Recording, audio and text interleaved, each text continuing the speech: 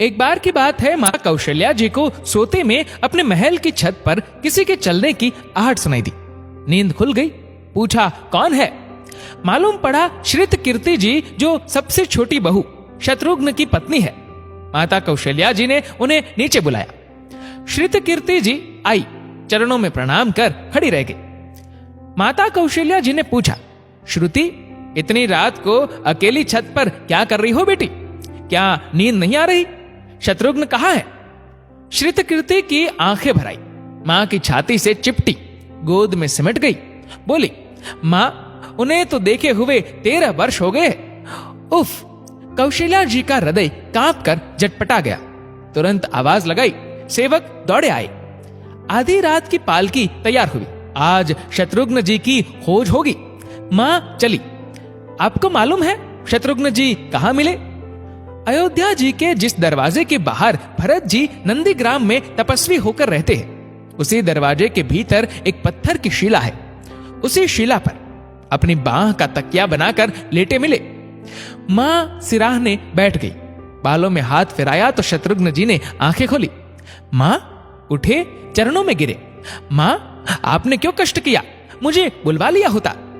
मां ने कहा, शत्रुघ्न यहां क्यों? शत्रुघ्न जी की रुलाई फुट पड़ी। बोले, मां, भैया राम जी पिताजी की आज्ञा से वन चले गए। भैया लक्ष्मण जी उनके पीछे चले गए। भैया भरत जी भी नंदीग्राम में है। कि ये महल, ये रथ, ये राजसी वस्त्र विधाता ने मेरे लिए ही बनाए हैं। माता कौशल्या जी निरुत्तर रह गई। देखो क्या है ये राम कथा। ये भोग की नहीं, त्याग की कथा है। यहां त्याग की ही प्रतियोगिता चल रही है और सभी प्रथम है, कोई पीछे नहीं रहा। चारों भाइयों का प्रेम और त्याग एक दूसरे के प्रति अद्भुत, अभिनव और अलौकिक है। रामायण जीवन जीने की सबसे उत्तम शिक्षा देती है। भगवान राम को 14 वर्ष का वनवास हुआ तो उनकी पत्नी सीता मैया ने भी सहर्ष वनवास स्वीकार कर लिया। परंतु बचपन से ही बड़े भाई की सेवा में रहने वाले लक्ष्मण जी कैसे राम जी से दूर हो जाते?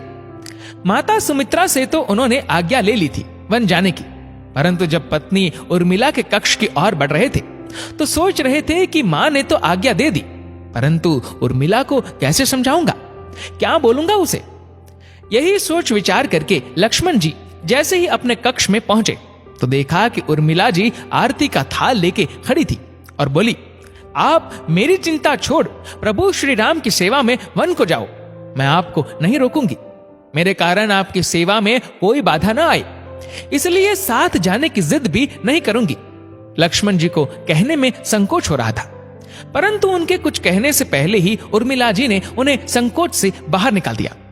वास्तव में यही पत्नी का धर्म है। पति संकोच में पड़े उससे पहले ही पत्नी उसके मन की बात जानकर उसे संकोच से बाहर कर दे। लक्ष्मण जी चले गए, परंतु 14 वर्ष तक उर्मिला ने एक तपस्विनी की भांति कठोर तप किया। वन में प्रभु श्री राम, माता सीता की सेवा में लक्ष्मण जी कभी सोए नहीं, परंतु उर्मिला ने भी अपने महलों के द्वार कभी बंद नहीं किए और सारी रात जाग जाग कर उस दीपक की लौ को बुझने नहीं दिया।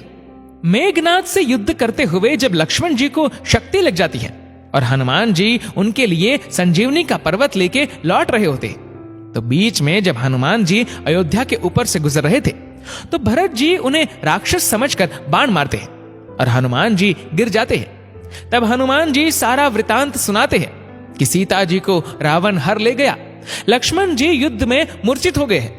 ये सुनते ही कौशल्या जी कहती है कि राम को कहना कि लक्ष्मण के बिना अयोध्या में पैर भी मत रखना, राम वन में ही रहे।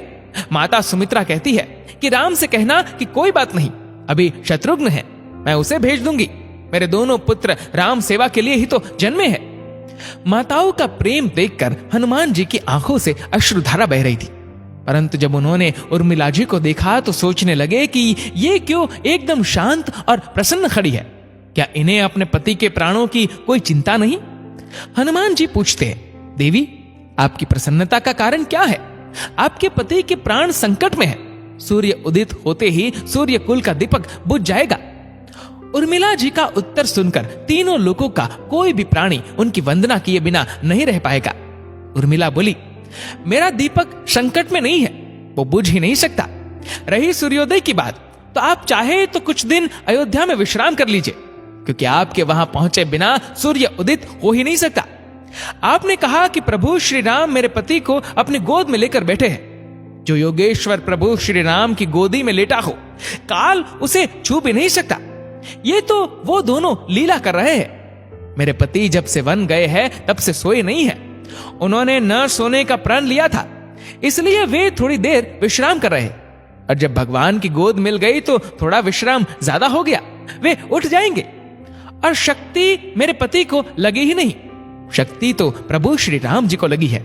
मेरे पति की हर श्वास में राम है, हर धड़कन में राम, उनके रोम रोम में राम है, उनके खून की बूंद बूंद में राम है। और जब उनके शरीर और आत्मा में ही सिर्फ राम है तो शक्ति राम जी को ही लगी, दर्द राम जी को ही हो रहा। इसलिए हनुमान जी आप निश्चिंत होके जाइए, सूर्य उदित नहीं होगा। राम राज्य की नींव जनक जी की बिटिया ही है, कभी सीता तो कभी उर्मिला। भगवान राम ने तो केवल राम राज्य का कलश स्थापित किया, परंतु वास्तव में राम राज्य इन सब के प्रेम, त्याग, समर्पण और बलिदान से ही आया। जिस मनुष्य में प्रेम, त्याग, समर्पण की भावना हो, उस मनुष्य में राम ही बसता है। कभी समय मिले तो अपने वेद, पुराण, गीता, रामायण को पढ़ने और समझने का प्रयास कीजिएगा। जीवन को एक अलग नजरिए से देखने और जीने का सौर मिलेगा। दोस्तों, आपके इस वीडियो के बारे में क्या राय है?